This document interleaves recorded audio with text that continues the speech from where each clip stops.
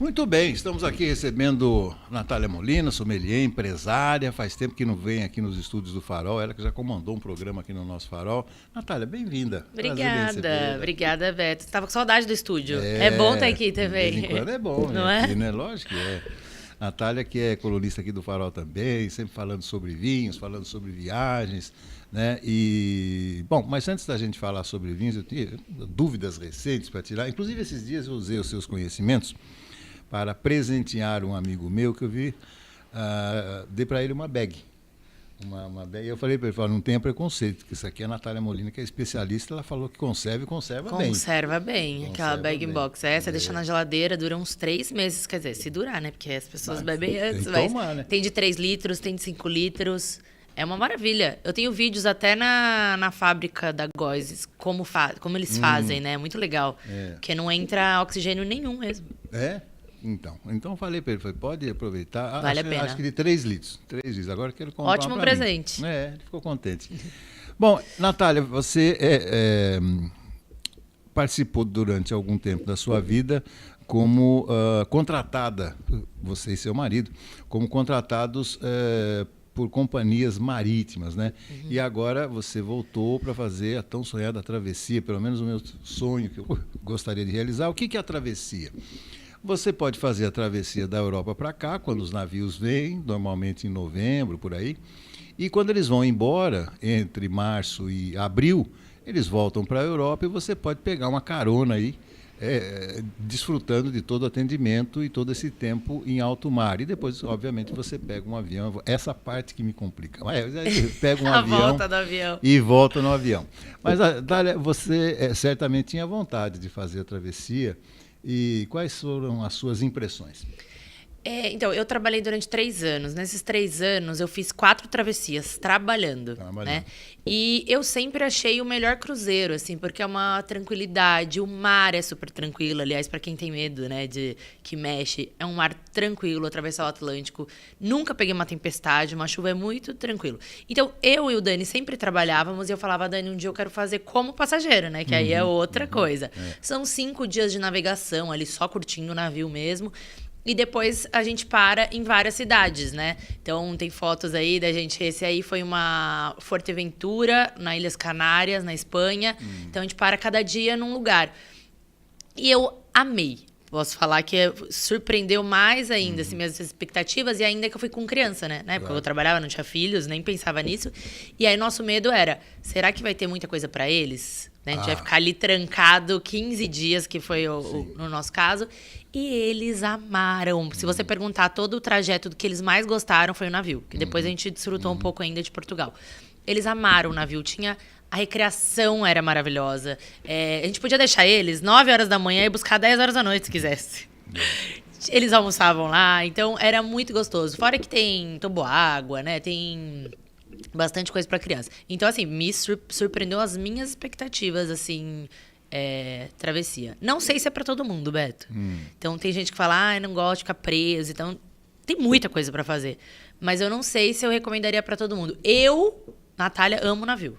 Então, para quem ama o navio, eu recomendo muito fazer a travessia. Acho que é a melhor viagem de navio que tem. Tem gente que curte mais assim as paradas, né, Natália? Quer dizer, visitar e tal.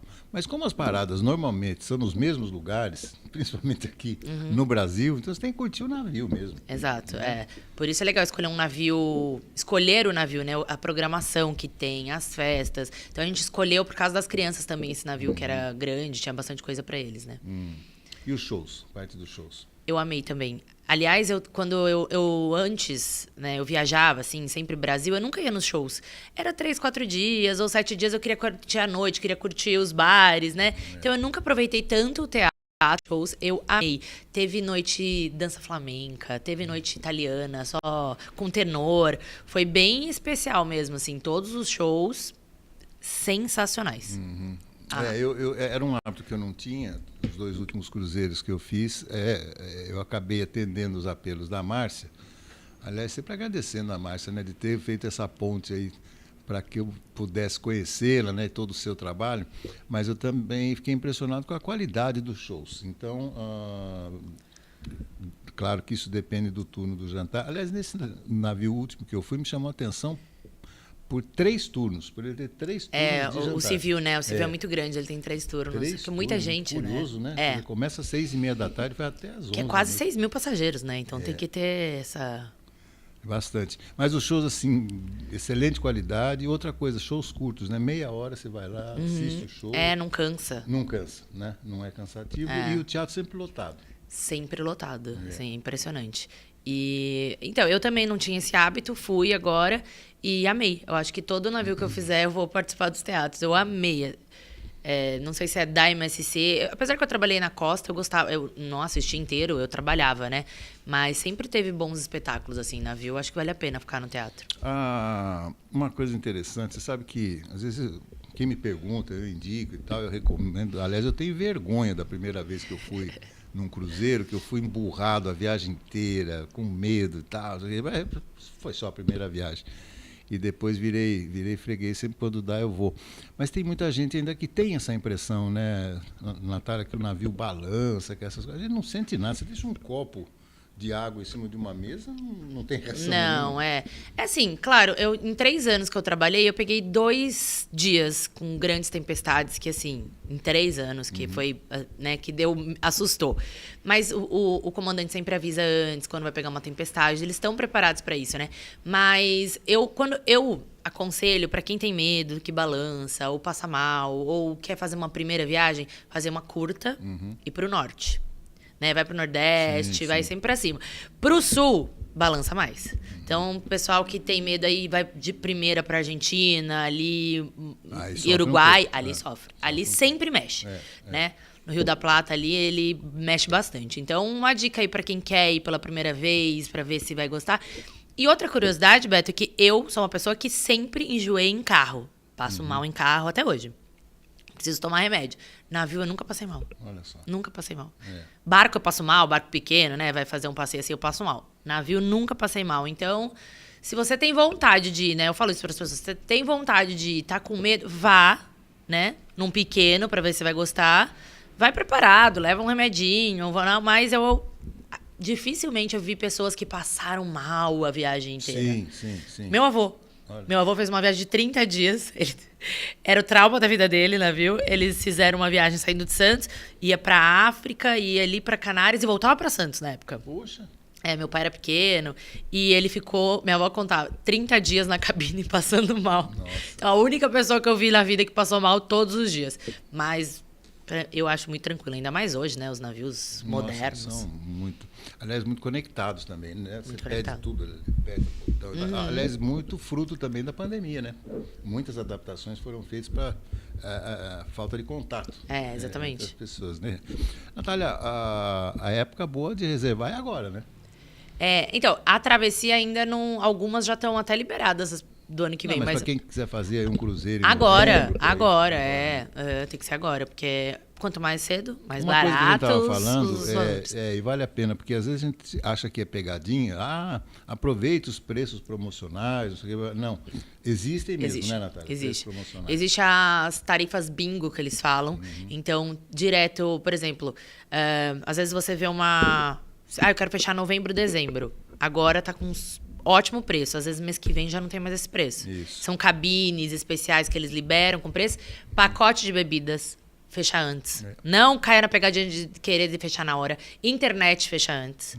Tudo fecha antes. A única coisa que eu me arrependi de não ter fechado foi a lavanderia. Eu comi bola, não fechei antes. Tava dando coisa de, sei lá, R$200, 30 peças. Era uma coisa assim, tava muito bom. Chegando lá era $10 por peça, então aí não valia a pena mais. Você compra uma roupa nova, né? Exato. Então, assim, tudo que fechar antes é melhor no navio. Natália, me fala uma coisa. Direto, 5 dias. A gente teve 7 dias de navegação. Esse cruzeiro. Então, assim, esse que eu fui, ele saiu de Buenos Aires. Então, já veio com argentinos. Então, ele saiu de Buenos Aires, aí ele fez Uruguai, aí ele fez Santos. Aí eu embarquei em Santos. Teve um pessoal que embarcou no Rio já. Dia seguinte estava no Rio. Aí foram 2 dias de navegação, Maceió. Um restante embarcou em Maceió. Sim. E aí de Maceió até Tenerife são 5 dias de navegação. E aí lá depois a gente fez 3 cidades Ilhas Canárias. Foi para Funchal, Ilha da Madeira. E aí eu desembarquei lá. Poucas pessoas desembarcam lá, porque lá uma ilha, eu tive que pegar um voo até Lisboa, né? E aí a maioria do navio segue. E ainda fizeram Ibiza, Marsella, Tarragona na Espanha e desembarcou em Gênova esse navio. Me diga uma coisa, você pode, por exemplo, você pode escolher onde você vai desembarcar ou há um limite de dias? Você pode escolher onde tem porto, assim, para desembarque. Então, Funchal era o primeiro porto de desembarque. Tá. Nas outras da Ilhas Canárias não tem estrutura para isso. Então, Funchal podia escolher. Só que o curioso é que, por exemplo, eu fechei ano passado, né, essa viagem. Fechei lá para setembro, outubro. Alguns casais de amigos foram ver agora em janeiro, já não tinha possibilidade de desembarcar em Funchal. Então, eles têm um limite também do que pode para o navio não seguir vazio até o final. Então, tinha um limite em Funchal. Acabando aquele limite, não dá mais para desembarcar lá. Aí, os outros 2 portos que podiam desembarcar era Tarragona, que fica ali próximo a Barcelona, e o último em Gênova, que a maioria vai para lá, né? Em Gênova, sim. Aliás, Porto de Gênova é famosíssimo, é histórico, né? É maravilhoso. É histórico. Deixa eu te perguntar outra coisa. Você chega lá, você está com o seu passaporte. Qual a sua permanência, o seu limite de permanência na Europa? Eu acredito que é o turista, né? 3 meses.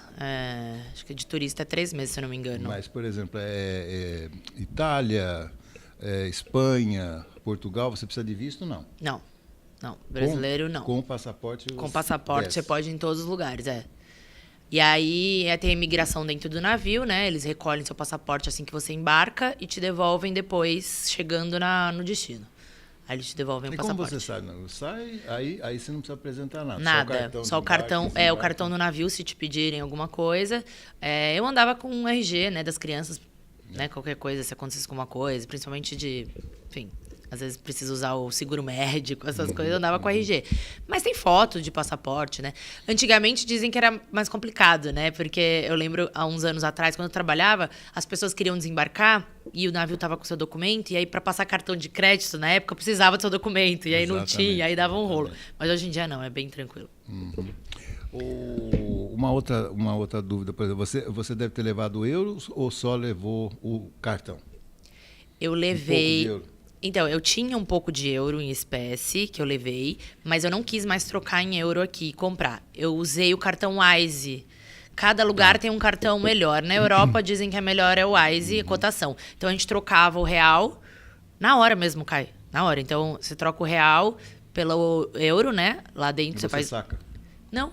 Aí é cartão. Não, aí é tudo... cartão. Todos os lugares aceitam lá, é mais bem tranquilo. Prático, mais seguro? Mais prático, mais seguro. Natália, me diga uma coisa, você é muito sensível e muito observadora. Esse rolo todo que está acontecendo na humanidade hoje em dia de preconceito contra imigrante, turista, tem países da Europa que estão pedindo para que os turistas sumam de lá e tal. Deu para perceber alguma coisa? Ou ainda não? Não. Eu acho que eu passei mais antes, assim, quando eu trabalhei a bordo, eu via mais isso antes. Principalmente, assim, a gente foi para a Rússia. A Rússia, quando eu fui... Depois eles tiveram, acho que foi Copa que eles tiveram? Foi antes da Copa que foi pra Rússia. E aí eles não eram nada preparados para turista. Eles detestavam, ninguém falava inglês, as placas eram tudo em russo. Então você se sentia mal, assim, estou incomodando. Dizem amigos meus que depois fizeram o roteiro lá, que depois da Copa deram uma melhorada quanto a turismo, né? Mas assim, no navio... Eu acho que as pessoas estão acostumadas, principalmente com imigrantes. Quando para navio, você vê muito indiano pela rua, você vê muito indonesiano, filipino. E as pessoas já estão acostumadas que são pessoal que trabalha em navio, né? Acho que está mais tranquilo. É claro que a gente tem alguns problemas de... a falta de educação tem no mundo inteiro, né? Então, eu tive alguns problemas em Lisboa, principalmente, pontuais, com alguns portugueses de tratar mal. Principalmente quando via que era brasileiro. Mas tranquilo. Não precisa ser dentista para eles tratarem mal. Não. Dentista teve uma época que foi complicada a situação lá. Eu já volto para o navio, mas me ocorre agora algumas lembranças com relação a esse maravilhoso mundo dos vinhos, né? E eu queria começar exatamente pelo vinho dos cardeais. Nós estamos em época de conclave, e esses dias eu vi uma reportagem, aliás, duas coisas que eu queria te chamar a atenção. Uma delas, que no Vaticano só entra uma espécie de vinho, e esse vinho é produzido na Espanha. Ele é um vinho, ele é muito escuro, levemente adocicado, mas só entra um vinho no Vaticano, me chamou a atenção. Porque estamos falando da Itália. Não sabia dessa curiosidade específica que é da Espanha. Mas você sabe que eu dei curso ano passado, aqui em Limeira, eu dou alguns cursos de vinho, e 3 padres já participaram do meu curso. E aí a gente teve essa troca, né? Eu perguntando coisas da Bíblia, que é muito legal. Mas enfim, aí eu perguntei se tem um vinho certo para eles usarem. Que tem, né? Porque tem o vinho... O vinho canônico, né? Que eles chamam. Canônico, é mais doce. Ele falou que, na verdade, não. Precisa ser vinho. Alguns padres ainda usam cidra, mas não pode. Tem que ser à base de uva. E não importa se é tinto ou branco. E, aliás, ele me disse que na Itália, principalmente no verão, eles usam muito branco. E agora eles estão usando muito branco por causa das manchas que dão, né? É tudo branco deles. É muito mais fácil de limpar o vinho branco. Então, eu achei isso muito curioso. Então, eles não é obrigado a usar o vinho tal. Aqui, pelo menos, né? Porque ele falou. Mas tem que ser vinho... Tem que ser 100% de uva e pode ser branco.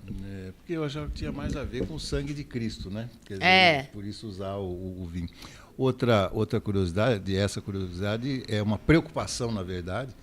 Caiu demais o consumo de vinho na França. Então, um dos países que mais tem o consumo per capita de vinho, e os produtores estão bastante preocupados com isso, porque, e aí eu gostaria de um comentário seu, os jovens estão consumindo outras bebidas e estão deixando o vinho para segundo plano. Como a Perol lá na Itália estava caindo, Campari, né? Essas bebidas os jovens não estavam mais querendo. O Aperol teve uma sacada muito boa que ele fez o drink, né? O Aperol Spritz, que aí deu uma modernizada, os jovens voltaram a beber. Quanto ao vinho, eu acho difícil perder a tradição de vinho. E eu acho que é uma fase. Eu não gostava de vinho quando eu era nova. Eu acho que vem a maturidade, traz essa coisa da gente tomar um vinho, né? Porque os jovens gostam de coisas que deixam já muito acelerados.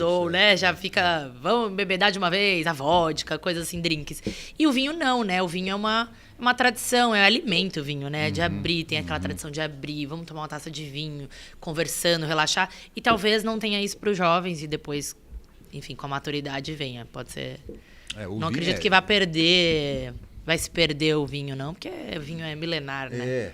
Mas isso chama atenção porque os produtores franceses estavam enfrentando essa dificuldade, o que já não estava acontecendo na Itália, por exemplo. A Itália, o consumo de vinho ainda é altíssimo, né? O italiano gosta de um vinho. Não, e português também, né? Eu ia em todos os lugares, todo mundo tomando vinho, assim, todo mundo uma taça de... Aliás, o vinho é mais barato que água lá, né, Beto? Então... A taça de vinho é mais barato que a cerveja. O vinho é mais barato que a cerveja. Então tinha vinho de €1. Eu não sei se na Itália, acho que na Itália mesmo. O consumo seriam de 77 garrafas por pessoa por ano. Nossa. É bastante, não é? É muito. 77 garrafas por pessoa por ano. Bom, e em relação às novidades, Natália, a gente está percebendo assim, passaram as festas, nós fizemos aqui até um programa especial sobre promoções e tal, mas está chegando pouca novidade para cá, não está não? Aqui, você diz aqui no Brasil. Aqui no Brasil? Assim, eu acho que, eu diria que em Limeira, talvez no interior, São Paulo as coisas chegam muito rápido, assim, né? Então, eu vendo por drinks, eu pensando na minha área, né? Drinks, novidades de drinks, de festas, de coisas diferentes. São Paulo chega, assim, muito rápido. E aí, eu vou trazendo para Limeira. E aqui demora, assim, 2, 3 anos para pegar. E olha que a gente tá do lado de São Paulo, né? Mas eu acho que não. Eu acho que talvez o foco que esteja vendo. Eu já tô com uma novidade aí que eu vou trazer para Limeira nas próximas, uma nova empresa. Depois eu te mostro. Mas... Depois eu te mostro aqui. Tá bom. Mas é uma coisa nova que não tem em Limeira. O vinho, ao contrário do que a gente imagina, o vinho ele enseja, lógico, né? Um jantar, uma coisa assim. Meu filho chegou recentemente, está montando o apartamento dele e está lá com a namoradinha dele e voltou a morar em casa provisoriamente até que o apartamento fique pronto, né? E eu vejo assim a curiosidade dele, porque mais temos hábito de tomar vinho, pelo menos juntos, né? Final de semana, sábado, domingo, a gente faz uma janta ali e tal. E os dois acompanham ali timidamente fazendo um brindezinho, só para dizer que está brindando, né? Mas experimentar que é bom, nada. Mas eu acho que é um pouco culpa minha, Natália. Eles não gostam? eles não curtem muito, assim, mas o vinho é toda uma... Não é só o vinho, né, Não, Natália? tem todo o ritual. Lógico, tem que ver o perfume, o aroma. Esses dias um amigo meu, foi meio inusitado, ele me ligou e às vezes a gente se encontra para tomar uma cervejinha, ele falou, vamos tomar um vinho hoje? Eu falei, opa, quer tomar vinho? Eu falei, vamos, deixa que eu compro. E ele foi comprar um vinho, e fui lá já para preparar um decanter, né, as taças e tal. Ele levou um vinho impressionante, boa qualidade, colocamos no decanter, aí o papo fluiu. Olha, depois de uns 15 minutinhos de conversa, o vinho abriu de uma maneira maravilhosa. Fazia tempo que eu não sentia isso, mas você tem que sentir, né? Tem que sentir. E é legal isso quando a gente faz... Porque eu falo assim, eu tenho encontros de amigos. Vamos fazer o quê? Vamos se encontrar para fazer um jantar e beber? Eu levo um vinho simples, porque ninguém tá nem aí pro vinho, né? Ali o momento, o que importa é o momento. Mas eu tenho amigos que falam, eu tenho vários amigos que viajam e trazem vinho e falam, Nath, trouxe um vinhaço pra gente tomar juntas. Aí é super legal, e aí a gente vai fazer um jantar, e a gente vai conversando sobre papos da vida e vai falando, e aí vai fazendo a percepção do vinho, né? Exatamente. Olha como ele tá agora, como você... É uma confraria, não deixa de ser uma confraria, né? A gente percebendo o vinho entre bate-papo. Isso é uma delícia. Aliás, em Limeira tem muita gente que, aliás, por falar em confraria, né, com todo o respeito, evidentemente, tem muita gente que fala que entende de vinho, mas entende de beber, né? Quer dizer, aí já é outra coisa. Eu tô com uma confraria agora de meninas, chama Batom na Taça, só para alunas. Teve ontem, inclusive, mensalmente, e aí ontem foi aula de Portugal. E a gente se encontra, né, faz a aula dos vinhos, faz a percepção e depois fica batendo papo e segue a noite. Os vinhos portugueses estão muito bons. Muito bons. Na minha opinião, eles melhoraram muito. E de custo-benefício? Sim, também. O melhor custo-benefício de vinho europeu é português, para cá, para o Brasil. Se você for pegar um vinho do mesmo valor, de R$100, vai mais ou menos, francês, italiano, espanhol e português, o português vai ser 1000 vezes melhor. O português. O português. Porque o custo-benefício dele é muito bom. Aqui ainda nós temos... Natália, vamos atualizar um pouco aí. Você que esteve envolvida, estamos vivendo o aniversário na tragédia vivida no Rio Grande do Sul. E você tem planos de voltar para lá? Tenho, todo ano, se Deus quiser. Agora em fevereiro, próximo ano, Pisa da Uva, já... Vou abrir, acho que semana que vem já abra E você teve alguma notícia, por exemplo, as vinícolas, obviamente que sentiram e tal, mas elas já se restabeleceram, né? Tá tudo... Eu fui agora, né? Eu fui assim que acabou, eu fui em agosto do ano passado, tava muito triste de ver. Você via aqueles escombros na estrada entre Porto Alegre e Bento. As histórias, né? Eu tenho amigos lá, eu vou lá há anos, né? Então, criei amigos lá, as histórias que eles contam eram bem tristes. E fui agora em fevereiro, que é outra percepção já. Eles estão se reerguendo e, graças a Deus, o turismo voltou ao normal. Então, eu acredito que dezembro também teve, né, Gramado ali, o Natal Luz, e isso dá muito turista. Sim. Então, eu acredito que eles vão... E é um povo muito forte, né, Beto? Foi impressionante, assim, em 2, 3 meses eles se reergueram de uma maneira, eles se juntaram, o povo gaúcho é de tirar o chapéu. É valente. Demais, é demais. A gente tem na memória muitas imagens tristes. Tristes, nossa. Eu conheci uma veterinária num dos voos que eu fui pra lá, e ela tava me contando. Ela estava na linha de frente, ela ainda está arrecadando dinheiro, porque os animais ainda tem vários abandonados. Está muito triste. Eu até viro e mexe, coloco no Instagram Pix para ajudar, de pessoas que eu conheço, não é qualquer Pix, porque teve, né, vários golpes no meio disso, mas ela tem um projeto muito bonito e ela tem vários animais que estão ainda, animais de grande porte, que não tem o que fazer com eles. Estão lá abandonados em uma gaiola, então os animais ainda estão sofrendo muito. Tem bastante coisa ainda para fazer. Natália, deixa eu te perguntar, fazer uma última pergunta como curiosidade. Eu estou percebendo alguns, entre aspas, aventureiros que estão querendo produzir vinhos até no interior aqui do estado de São Paulo, estão se aventurando aí a fazer pequenos parreirais e tal. Você acha que vinga isso, Natália? Tem suas dúvidas? Tem que provar para saber. Não, mas já né, todo mundo fala, fazer vinho é fácil, difícil é fazer vinho bom. Aí tem que ter um bom enólogo, né? Porque o terroir daqui nunca foi para isso. Mas quem sabe, né? Hoje em dia, com tanta tecnologia e... Bom, Minas, há anos atrás, a gente não falava que Minas ia fazer vinhos bons e hoje tem um dos vinhos mais premiados do Brasil, né? Vários mineiros. Então, gosto de ser surpreendida, assim. Tomara que façam vinhos então, bons mas eu acho muito interessante, porque nós estamos falando de Minas, aventureiros mesmo. Não, mas antigamente, a coisa de 30, 40 anos atrás, por exemplo, você ganhava uma garrafa de vinho de Andradas, você nem exatamente. olhava, né? Não, você falava, que mineiro não faz vinho. Góis também. O Góis hoje chegou a ser, é uma grande marca e tal, mas até anos atrás. Não tinha. Até o Sul, né? Anos atrás. Aurora.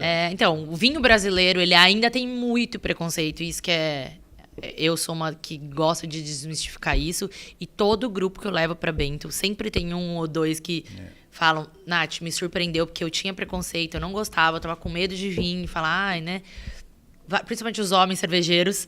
E aí chegam lá e falam, você me surpreendeu com o roteiro e os vinhos nacionais são maravilhosos. O que eu estou estranhando um pouco, aí entra um outro componente, queria uma opinião sua. Se você vai num supermercado comprar um vinho para final de semana, você vai pegar um vinho, por exemplo, Salton, um vinho assim de qualidade, você vai pagar aí, vinho bom, uns R$130, R$140. Aí você vê lá na prateleira, tem um português por 60.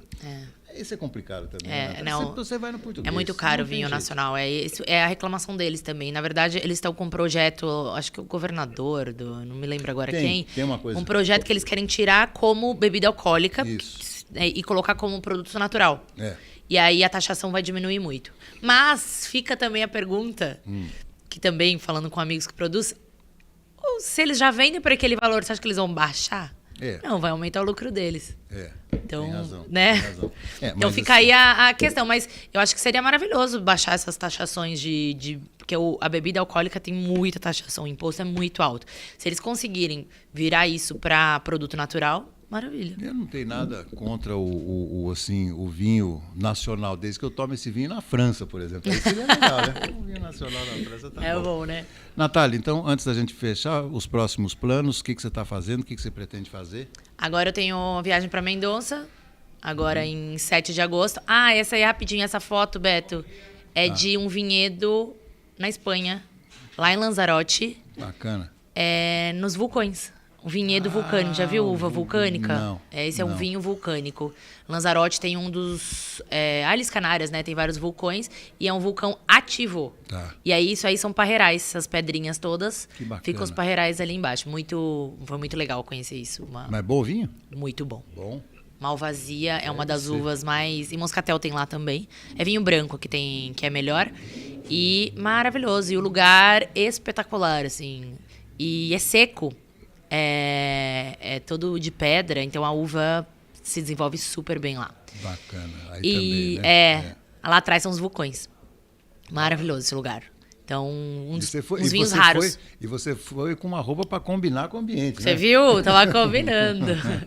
Mas, Beto, então agora em Mendonça, dia 7 a 11 de agosto, tem um grupo só de mulheres para Mendonça. Com um roteiro sensacional, em parceria com a Luciana Bonini Travel, né? Que é a agência onde eu levo os grupos tanto para Bento e agora para Mendonça. E vai ser meu primeiro grupo internacional. Sim. Espero que venha Douro depois, outros passeios. Mas é o primeiro grupo internacional, a gente tem vagas ainda. E vai ser incrível também, Mendonça. É lindo demais. Bacana. Os vinhos maravilhosos.